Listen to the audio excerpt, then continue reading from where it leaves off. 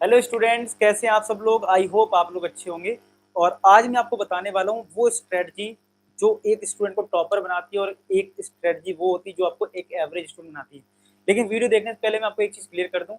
मेरा कहने का मतलब ये बिल्कुल भी नहीं है कि एक एवरेज स्टूडेंट है वो लाइफ में कुछ भी नहीं कर सकता है। एवरेज और ये टॉपर का मतलब सिर्फ मार्क्स के बेसिस पे है कि ऐसी कौन सी स्ट्रेटजी आपको मार्क्स में टॉपर बनाती है और ऐसी कौन सी स्ट्रेटजी की वजह से आप एक एवरेज मार्क्स ले पाते हो। तो यहाँ पे एवरेज का मतलब ये बिल्कुल भी नहीं है कि आप लाइफ में कुछ अच्छा नहीं कर सकते। कई बार क्या होता है, हम वर्ड का सिलेक्शन सही से नहीं करते और आपको लगता है कि बात का कहने का मतलब कुछ और है, तो आपको लगता है अच्छा हम एवरेज स्टूडेंट हैं, अच्छा हम कुछ नहीं कर सकते। ऐसा कुछ भी नहीं है, आप बहुत अच्छा कर सकते हैं। बस यहाँ पे बात ये हो रही है कि मार्क्स के बेसिस पे आपकी क्या स्ट्रेटजी होनी चाहिए। यानी कि अगर मैंने लिखा है टॉपर वर्सेस एवरेज, तो यहाँ पे आपको बताने का मकसद ये है कि आप ऐसी कौन सी स्ट्रेटजी फॉलो करें जिससे आपके मार्क्स जो है, जिससे कि ऐसे मार्क्स आए जिससे आप टॉपर बन सकें। आई होप आपको टॉपिक क्लियर हो गया होगा, टॉपिक में किसी को कोई दिक्कत ना हो कि हम लोग किस स्ट्रेटजी से करने वाले हैं। तो चलिए मैं आपको पॉइंट्स बताने जा रहा हूँ और बहुत अच्छे पॉइंट्स हैं। आप एक एक पॉइंट को नोट कर सकते हैं। जहां भी आप नोट करते हैं कि यार मुझे कौन कौन सी बातें ध्यान रखनी है, बहुत इंपॉर्टेंट पॉइंट है। आप कोई भी एक पॉइंट मिस करते हो तो आपको याद भी नहीं रहेगा यार इस पॉइंट के जैसे मेरे नंबर कम आ गए। ठीक है, तो चलिए पहला पॉइंट है latest syllabus study.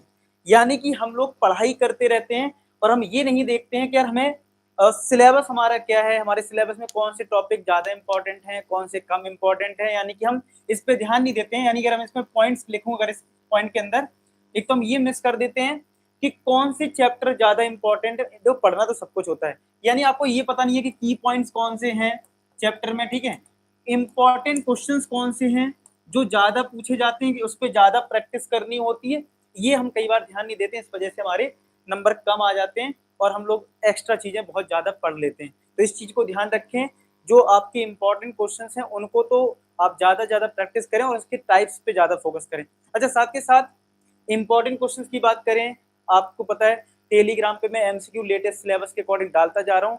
Telegram join कर लेना, ठीक है। फिर भी अगर आपकी कोई क्वेरी है तो आप कमेंट सेक्शन में लिख देना यार, ठीक है। और अगर मुझसे पर्सनल बात करनी है तो यार इंस्टाग्राम पे फॉलो कर लेना, वहाँ पे मुझे आप मैसेज कर सकते हैं, मैं वहाँ पे रिप्लाई करने की पूरी कोशिश करूंगा, ठीक है। अच्छा, यहाँ पे एक चीज और है कि आपको पता है आज संडे है और संडे को 3 बजे मेंटी क्विज है। अगर आपको पता है तो यार सब लोग कमेंट कर देना, yes we know that and we will come at 3 PM। तो यार सब लोगों को क्या लिखना है, आज का हमारा टारगेट क्या है कमेंट सेक्शन में, आप सभी को लिखना है we know about Menti quiz. ठीक है, मेंटी क्विज के बारे में आपको पता है, क्योंकि मुझे पता लगना चाहिए आपके कमेंट से कि आप मेंटी क्विज के बारे में जानते हैं, ये बहुत हेल्पफुल होगा।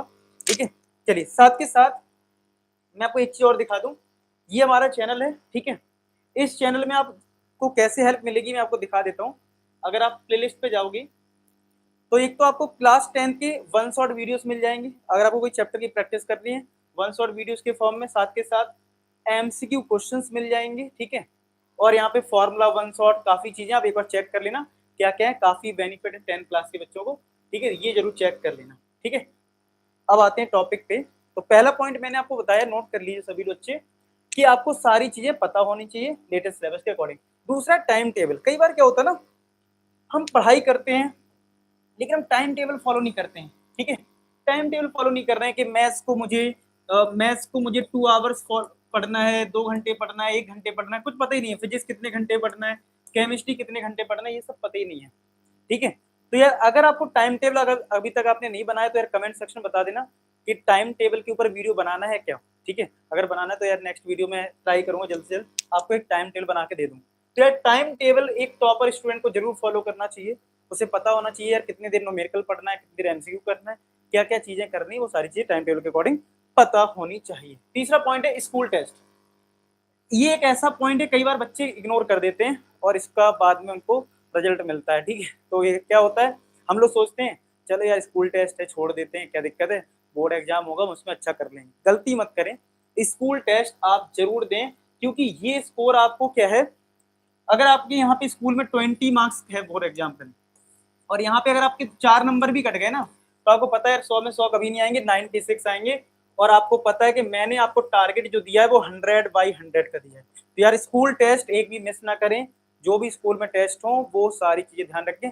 बच्चे इसमें बहुत गलती करते हैं, उनके नंबर फिर कम आते हैं और इस बार तो खासकर बहुत हुआ है। बहुत बच्चे हैं जिन्होंने बोला है कि आपने देखा भी होगा सुप्रीम कोर्ट तक मामला चला गया कि नंबर की वजह से। तो आप ध्यान रखें कि स्कूल टेस्ट बहुत अच्छे से दें, ठीक है। नेक्स्ट अगर बात करें स्पीड की, कई बार क्या होता है ना, हम लोग बोलते हैं सर हमें सब कुछ आता है, आपने देखा भी होगा कई बार हम टीचर से बोलते हैं सर हमें सब कुछ आता है, फिर भी कई बार बच्चों का पेपर छूट जाता है। और इस बार तो ऐसा बहुत कुछ हो सकता है, कुछ लोग बहुत जल्दी कर लेंगे, कुछ लोगों का पेपर ही नहीं हो पाएगा, ऑब्जेक्टिव है। तो आपको स्पीड बहुत मेंटेन करनी है, ठीक है। आपको मैं सैंपल पेपर भी एक दे दिया हूँ, जब तक सीबीएसई अपलोड नहीं कर रहा है उसको देखो, उसको सॉल्व करो टाइम के अकॉर्डिंग, कर पा रहे हो नहीं कर पा रहे हो, ठीक है। तो स्पीड कैसे मेंटेन होगी, जब आप प्रैक्टिस करेंगे, जब आप प्रैक्टिस करेंगे, ठीक है, और सैंपल पेपर लेके आप ज्यादा से ज्यादा प्रैक्टिस कर पाओगे। अपनी स्पीड को जरूर मॉनिटरिंग करें, अगर आप ये नहीं करोगे तो आपका भी पेपर छूट सकता है और उससे आपके नंबर, आपको आता होगा लेकिन नंबर नहीं आएंगे, तो यार गलत बात हो जाएगी। नेक्स्ट पॉइंट है पेपर पैटर्न। अब कई बार क्या होता है ना, हम पेपर के पैटर्न से हैबिचुअल नहीं होते, हमने पढ़ तो सब कुछ लिया, अब हमें मैदान में जाना है, ठीक है, हमें यही पता नहीं है केस स्टडी क्वेश्चंस कितने आएंगे, एसर्शन रीजनिंग कितने आएंगे। तो अगर हम पहली बार देखते हैं ना तो कई बार हम डर जाते हैं। कोई भी चीज अगर हम पहली बार यूज करते हैं, जैसे बाइक भी पहली बार चलाते तो डर लगता है, ठीक है, फिर हैबिचुअल होते तो क्या होता है, बड़े आराम से चलती है। वैसे ही कोई नया पैटर्न होता है तो यार हमें उससे डर सा लगता है और उस वजह से गलत होने के चांसेस बहुत ज्यादा होते हैं। बाइक अगर पहली बार चलाते डर लगता है तो कई बार क्या होता है, ब्रेक गलत जगह लग जाता है और गिर भी जाते हैं। तो वैसे ही यहाँ पे भी है कि अगर आपको पेपर पैटर्न नहीं पता है तो उसकी वजह से क्या होगा, आपकी एक तो स्पीड स्लो हो सकती है, स्पीड स्लो हो जाएगी क्योंकि आपको पढ़ना पड़ेगा, सब कुछ देखना पड़ेगा, ठीक है। एक तो पहली चीज ये रहेगी, दूसरा मिस्टेक होने की चांसेस भी ज्यादा रहते हैं कई बार नया पैटर्न होता है। तो आपको इतना हैबिचुअल हो जाना है नए पैटर्न पे, क्या आएगा क्या नहीं आएगा, सारी चीजें बहुत अच्छे से क्लियर करके रखो। और लेटेस्ट सिलेबस के अकॉर्डिंग मैं सैम्पल पेपर डालता रहूंगा, तो आपको वहां से बहुत अच्छी प्रैक्टिस करनी है, तो इस पॉइंट को भी ध्यान रखें। 6 पॉइंट की बात करें, कॉन्सेप्ट। अब कई बार क्या होता है, बच्चे क्या करते हैं, बोलते हैं सर हमें एनसीईआरटी नहीं कर रहे हैं, ठीक है, हम डायरेक्ट कोई रेफरेंस बुक यूज कर लेते हैं और आपका मार्क्स बूस्टर कर लेते हैं, ठीक है, ऐसे ऐसे कमेंट्स कर देते हैं। एक बात मैं जरूर बोलूंगा, सबसे पहले आप एनसीईआरटी जरूर करें। एनसीईआरटी आपको बेस देता है, एक कॉन्सेप्ट देता है, आप एनसीईआरटी फुल करें, सिलेबस के अकॉर्डिंग कर लो, कोई दिक्कत नहीं है, लेकिन आपको कॉन्सेप्ट के लिए एनसीईआरटी को फॉलो जरूर करना चाहिए, जिससे कि आपका कॉन्सेप्ट बिल्ड हो, आप कुछ अच्छे क्वेश्चंस को उनमें अप्लाई कर पाओ। तो ये पॉइंट बहुत इंपॉर्टेंट है, कई बार हम ध्यान नहीं देते हैं। कॉन्सेप्ट बिल्ड करिए, आपके मार्क्स तभी इंप्रूव होंगे। सिलेबस कंप्लीशन, अब ये बहुत इंपॉर्टेंट पॉइंट है। कई बार क्या होता है ना, मान लो नवंबर में पेपर है, बच्चे क्या कर रहे हैं, अक्टूबर में सिलेबस उनका हो रहा है, तो बाद में उनको इतना एंजाइटी हो जाती है, सोचते रहे नवंबर में पेपर है, अक्टूबर में सिलेबस कर रहे हैं, वो न तो रिवीजन ढंग से कर पाते हैं। आपने भी नोटिस किया हो, कई बार हम पढ़ना तो चाहते हैं लेकिन हमें बैक ऑफ माइंड क्या होता है, अच्छा यार उस बच्चे ने ज्यादा पढ़ लिया होगा, हमने कम पढ़ा है, यार हमने रिवीजन ही नहीं कर पाया ज्यादा बार। कई बार हम ऐसी सिचुएशन में फंस जाते हैं। ये कब फंसते हैं, जब हम सिलेबस टाइम पे फिनिश नहीं करते हैं। मान लो नवंबर में पेपर, अक्टूबर में आप खत्म कर रहे हो, तो आप इसी में फंसे रह जाओगे, आपके नंबर नहीं आएंगे। इसीलिए मैं हमेशा बोल रहा हूँ कि आप सितंबर तक टारगेट रखें, जिससे आपको मेंटली कोई प्रेशर न रहे, आप रिलैक्स होके बाद में पढ़ाई कर पाए, ठीक है। तो सिलेबस कंप्लीशन ध्यान रखें, कब खत्म करना है, जिससे आप टॉपर बन सकें। नेक्स्ट है 2 स्टेप अहेड, ये बहुत इंपॉर्टेंट पॉइंट है। 2 स्टेप आगे का सोचना, कैसे, कुछ बच्चे टर्म 1 का ही सोच रहे होंगे, ठीक है, कि टर्म 1 है तो टर्म 1 में अच्छा परफॉर्म कर लेंगे, ठीक है। लेकिन कुछ बच्चे क्या सोच रहे होंगे, यार टर्म 1 का तो सिलेबस ऑलमोस्ट मेरा हो गया है, तैयारी भी बहुत है और अभी टाइम भी बहुत है, ठीक है, क्योंकि ऑलरेडी बच्चे अप्रैल से पढ़ाई कर रहे हैं।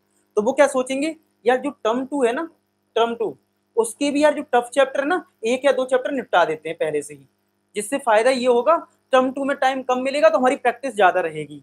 तो क्योंकि आपको पता है टर्म 1 से भी आपको 50 मार्क्स मिल रहे हैं, टर्म 2 से भी 50 मार्क्स मिल रहे हैं, तो पहले से थोड़ी अच्छी अप्रोच रखोगे तो यहाँ पे भी अच्छा स्कोर कर ले जाओगे, यहाँ पे तो ही जाएगा। तो इस तरीके से वो एक कंबाइंड 2 स्टेप पहले का सोच लिया, तो इससे फायदा ये है कि आपके मार्क्स आने के ज्यादा चांसेस बनेंगे। तो ये स्टेप भी ध्यान रखें कुछ, ठीक है।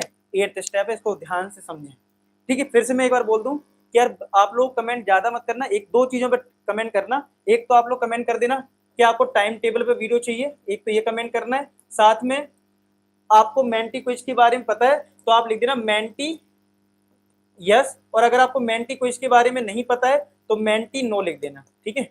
इससे मुझे आपको आपको पता है मैं हर कमेंट का रिप्लाई करने की कोशिश करता हूँ। तो यार आप लोग ये लिख दोगे ना, मुझे पता चल जाएगा कितने बच्चों को आज की मेंटी क्विज के बारे में पता है, जो 3 बजे है, पेयर ऑफ लीनियर इक्वेशन पे, ठीक है। जिनको नहीं पता है तो मैं इनको रिप्लाई कर दूंगा, ठीक है, चलो ये आपको स्टेप याद हो गया। ओके, लिख तो सब लोग यार रजिस्टर में लिख लो ये सब पॉइंट, बहुत सोच समझ के बनाए। बैलेंस ऑफ ऑल सब्जेक्ट, ये बहुत इंपॉर्टेंट है। कई बार क्या होता है, कुछ बच्चे कहेंगे सर मुझे मैथ्स बहुत अच्छी लगती है, मैं दिन भर मैथ्स पढ़ता हूँ। ठीक है, आपने मैथ्स अच्छा पढ़ लिया, 100 में 100 ला भी दिए, बहुत अच्छी बात है। तुमने फिर क्या करा, साइंस में फिजिक्स अच्छे से नहीं पढ़ी या फिर बायो अच्छे से नहीं पढ़ी, तुम्हारे यहाँ नंबर कम आ गए। तुमने इंग्लिश अच्छे से नहीं पढ़ी, नंबर कम आ गए, ओवरऑल तुम्हारी परसेंटेज 80% आ गई, फायदा क्या हुआ? समझ रहे हो? तो इसका मतलब है सबको बैलेंस करना है, आपको एक प्रॉपर टाइम टेबल मैनेज करना होगा जिससे हर सब्जेक्ट पे आप टाइम दे पाओ उसके अकॉर्डिंग, और जिससे आप फुल स्कोर कर पाओ। तो इस चीज को भी ध्यान रखें। नेक्स्ट एंड लास्ट पॉइंट है डिसीजन फैक्टर, ये बहुत इंपॉर्टेंट है जो कि मैंने लास्ट में रखा है। ठीक है, ये मत सोचना कि 10th पोजीशन पे तो ये कम इंपॉर्टेंट है, ये सबसे ज्यादा इंपॉर्टेंट है जो कि मैंने लास्ट में रखा है। वो ये है, सबसे पहले आप डिसाइड करो यार कि आपको फुल मार्क्स लाने, क्योंकि कई बार क्या होता है ना, हम डिसाइड ही नहीं करते। कुछ बच्चों को टीचर तो कितना भी बोल दे बेटा तुम अच्छा करोगे अच्छा करोगे, लेकिन बच्चे को अंदर से कॉन्फिडेंस ही नहीं है, वो पहले से जानता मेरे 100 में 100 नहीं आएंगे ऐसे के बहुत से बच्चे होंगे जिनको पहले से पता होगा कि 100 में 100 मेरे आएंगे ही नहीं। तो इसका मतलब ये कि वो पहले से डिसाइड कर रखा है, इसका मतलब उसके कभी नहीं आने वाले। तो आप डिसाइड करिए, नहीं आई विल डू, मैं 100 में 100 फोड़ूंगा, क्योंकि सर आप मुझे इतना अच्छे से गाइड कर रहे हैं, हर चीज मुझे प्रोवाइड कर रहे हैं, तो मेरे 100 में 100 क्यों नहीं आएंगे? अभी बोलना, ठीक है, वीडियो एंड हो, अपने मिरर के सामने खड़े हो जाना, ऐसे हो कहना I will do, I will do, I will get 100 marks, I will get 100 marks, मुझे 100 में 100 चाहिए, मुझे 100 में 100 चाहिए। एक जुनून पैदा करो अपने अंदर, ठीक है, जुनून पैदा करो, क्योंकि मैं आपको सब कुछ प्रोवाइड कर रहा हूँ, अभी भी 100 में 100 नहीं आएंगे तो कब आएंगे? समझ रहे हो? तो आपको पहले अपने आप से बोलना है, दूसरे से नहीं। पता चले भाई बोल रहा है हाँ तेरे 100 में 100 आ जाएंगे, हाँ आ जाएंगे, जबकि अंदर से क्या पता है नहीं आएंगे। जब तक ये अंदर बैठा हुआ है ना, नहीं आएंगे तो कभी नहीं आएंगे, ध्यान रखना मेरी बात। तो पढ़ना शुरू करो, अंदर से लाओ कि मुझे 100 में 100 लाना है, 100 में 100 लाना है, तो मतलब लाना है, इसके लिए कोई कंप्रोमाइज नहीं करना है मुझे स्टडी के साथ। तो जब तक ये डिसीजन आप नहीं लोगे तब तक आपके 100 में 100 नहीं आएंगे। तो प्लीज इसको माइंड में ध्यान रखें, ठीक है। तो ये टॉप 10 पॉइंट्स हैं, आप लोग नोट कर लो। मैं तो कहूँगा रजिस्टर में नोट कर लो, क्योंकि नहीं तो फिर भूल जाओगे। तो आपको इन चीजों पर फोकस करना है, अपने ऊपर काम करना है, ठीक है। तो इसी पॉजिटिव थॉट के साथ कि आप मेरे इस मिशन में 100 में 100 मिशन में आप मेरा साथ देंगे और अच्छे से पढ़ाई करेंगे। तो मिलते हैं नेक्स्ट वीडियो में, तब तक के लिए बाय बाय, अपना ख्याल रखें।